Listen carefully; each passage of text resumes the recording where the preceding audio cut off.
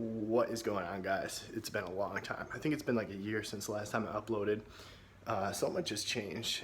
First off, after 22 long years on this earth, I finally moved out of my parents' house. So I'm currently living in Long Island. I'm going to graduate school for biomedical science, specifically physiology and biophysics. So a lot of like nerd shit. I got my undergrad in bio last year. So I changed out of nutrition and dietetics and got into, science. So a lot has changed in the last 6 months. There's been a lot of I would say trauma or hardship, which is great. One great thing, we like to weep and feel sorrow and beg for mercy and everything like that. But really, it's those negative impacts and negative circumstances that make us into true champions. And do I wish things turned out differently? Of course, but it's learning from mistakes and learning from all the issues that have arisen and coming out on top and just making yourself a better person and leaving yourself open to, I want to say criticism, but realizing things you need to do differently. So that's the biggest thing, and I think with life and mental health, it's a lot like a table, right? A table supported by 4 legs.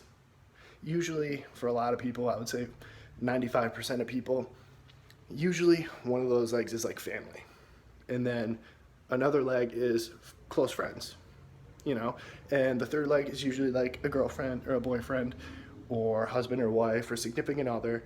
And then the fourth is generally some form of hobby or thing you do to occupy your time, right?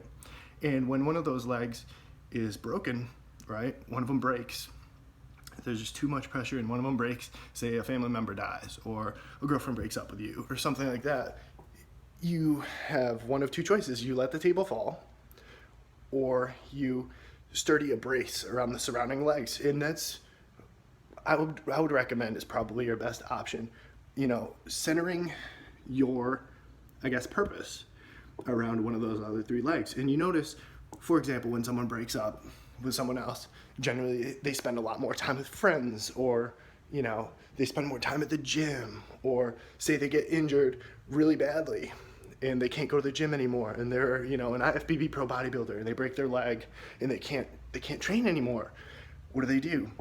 Well, they either fall into depression, or they rely on family, or they rely on a girlfriend or wife, or so you see where I'm going. So for me, I've really centered my purpose around the gym.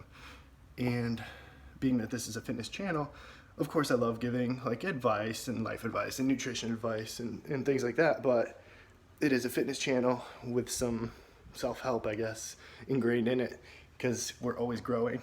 Everybody is, whether it's regressive or whether it's positive growth, we're always growing in one way or another. And I think that based on the circumstances, it's time for me to put all my eggs in one basket, and I need something to work for.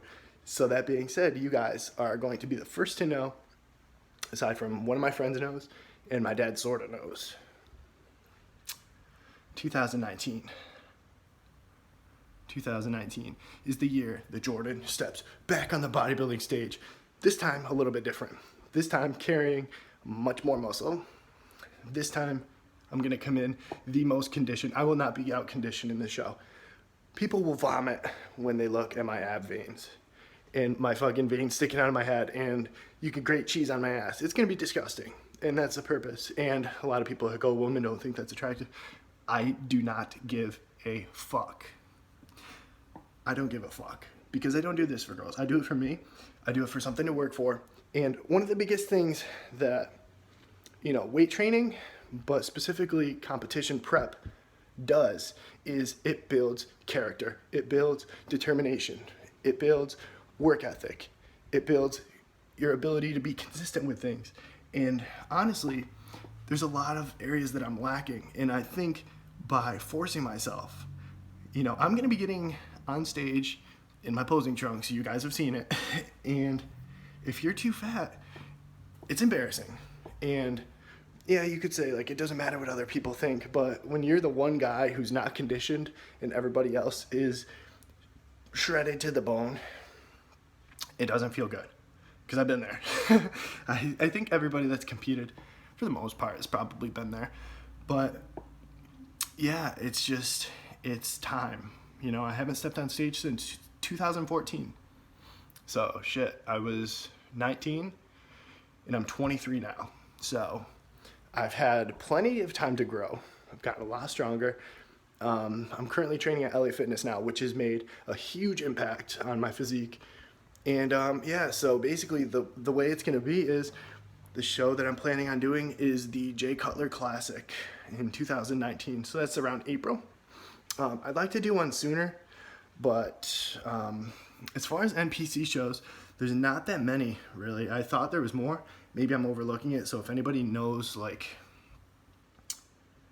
I guess, sites or different federations, then I'm more than willing to hear them. But I'm going to be trying to put on some more size, just really kind of fill out my quads and hams. That's my biggest thing, because yes, my legs get shredded really quick.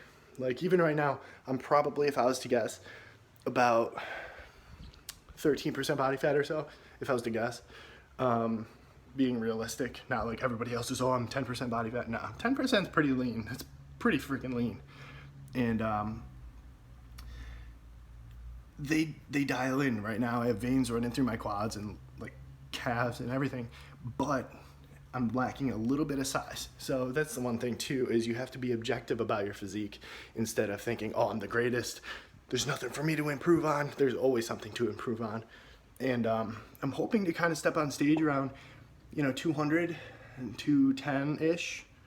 I haven't weighed myself in a little while, but last time I checked I was about 225 and about 6 foot. So I've made some gains, and I'm looking forward to showing that off and just putting all my eggs in one basket. It's the Pareto principle.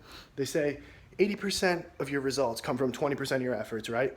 So instead of diversifying your effort and energy and all that, you focus your energy on one thing and the rest will figure itself out and work out, and then just knock one thing out at a time. And for me, it's going to be spending the next a month or so just crushing legs 2 to 3 times a week.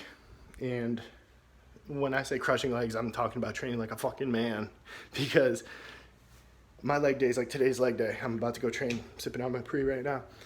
And I make myself work. And that's the thing. A lot of people wonder, why won't my calves grow? Why won't my hamstrings grow?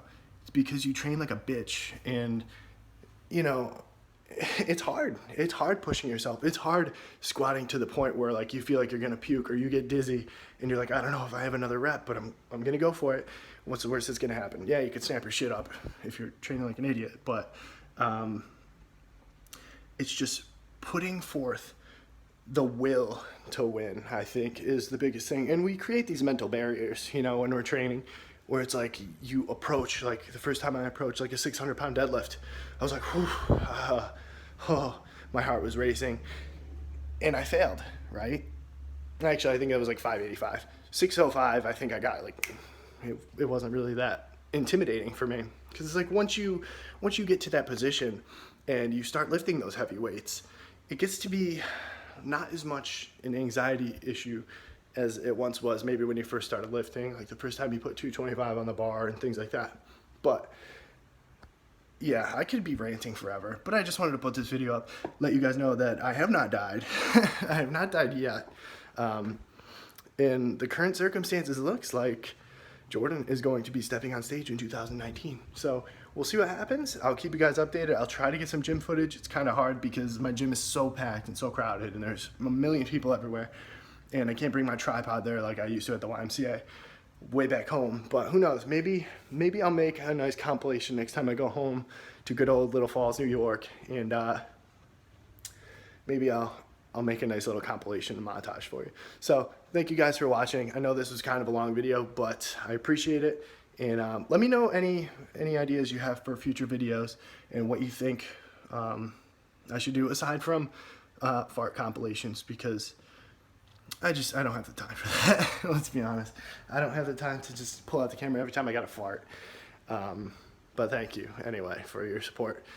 Give this video a thumbs up, and I'll talk to you guys next time.